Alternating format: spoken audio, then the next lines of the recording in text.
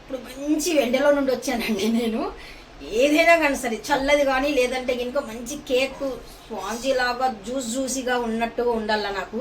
అందుకనేసి నేను బయటికి వెళ్ళేటప్పుడు ఒకటి చేసి వెళ్ళాను. అదేంటిదని చూద్దామా? చూస్తున్నారు కదా, నాకు ఇష్టమైనది డెజర్ట్.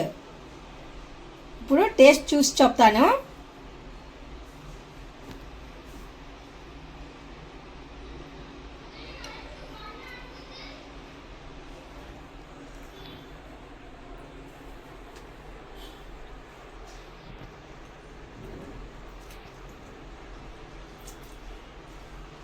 మీరు ఎప్పుడైనా బయటకు వెళ్ళి వచ్చేటప్పుడు ఇలాంటివి చేసి పెట్టుకొని బయటికి వెళ్ళండి. రాగానే ఇలాంటివి తినండి. చాలా చాలా మీరు హ్యాపీ, కూల్గా మనకు చాలా హ్యాపీగా ఉంటుంది. అయితే మీకు ఈ ప్రాసెస్ చూడాలని ఉంది కదా, అయితే నేను వెంటనే ముద్ర పెట్టేస్తానండి. ఎలా చేయాలో ఏంటో అనేది చూద్దాం. అయితే ఇంక వచ్చేయండి చూద్దాం. 1 లీటర్ పాలు తీసుకొని స్టవ్ మీద పెట్టానండి. ఇవి బాగా వేడెక్కాలి. ఆ లోపు నేను ఇక్కడ బ్రెడ్ అనేది తీసుకొని పెట్టుకున్నాను రెడీగా. ఈ బ్రెడ్ అనేది మనము చివర్లు ఉన్నాయి కదా, బ్రౌన్ పార్ట్ అనేది మనం కటింగ్ చేసి తీసేసేయాలి.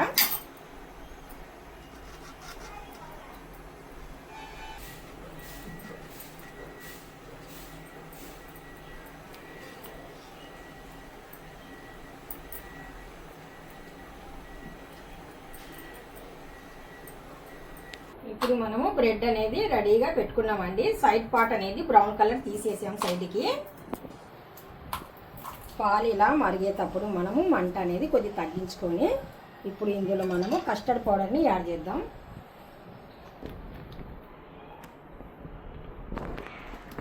ఇక్కడ కస్టర్డ్ పౌడర్ మనకు ఒక 2 స్పూన్ తీసుకుంటున్నానండి.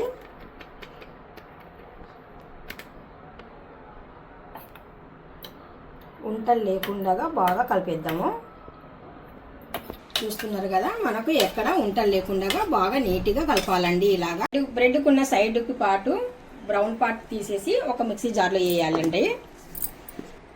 ఇప్పుడు ఒక బౌల్ తీసు మనకు తీపికి సరిపోయినంత షుగర్ అనేది యాడ్ చేస్తున్నానండి.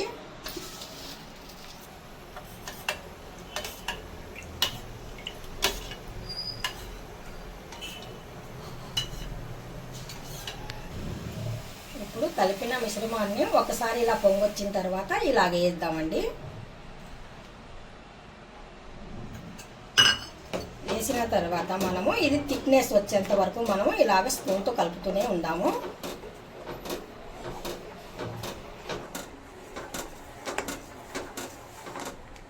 మనకు ఇవి కస్టర్డ్ పౌడర్ వేసిన తర్వాత బాగా చిక్కదనం వచ్చేంత వరకు మనము చిన్న మంట మీద బాగా కలుపుతూనే ఇది ఉడికించాలి. కొని ఆ గిన్నెలో మనం బ్రెడ్ అనేది అడుగున పెట్టేసి ఆ తర్వాత మనం చేసిన ఈ మిశ్రమాన్ని దీనిపైన ఇలాగ వేద్దామండి.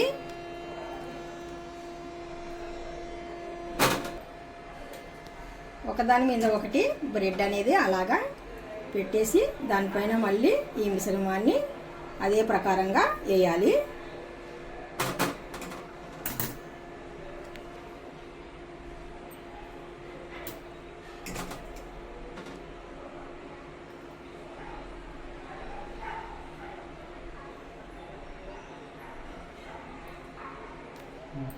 ఇందాక మనం చేసి పెట్టుకున్న బ్రౌన్ కలర్ బ్రెడ్ది సైడ్గా ఉంటుంది కదా,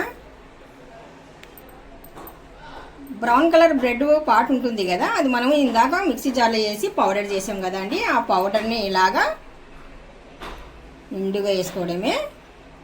తర్వాత కొద్దిగా గ్రానిష్ కోసం ఇక్కడ బాదం అనేది మనం చిన్న చిన్న పీసెస్ లాగా కటింగ్ చేసేసి ఇలాగ వేయడమే.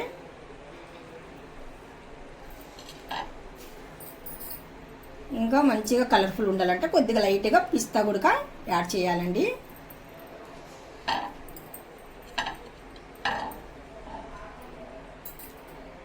ఇంతేనండి.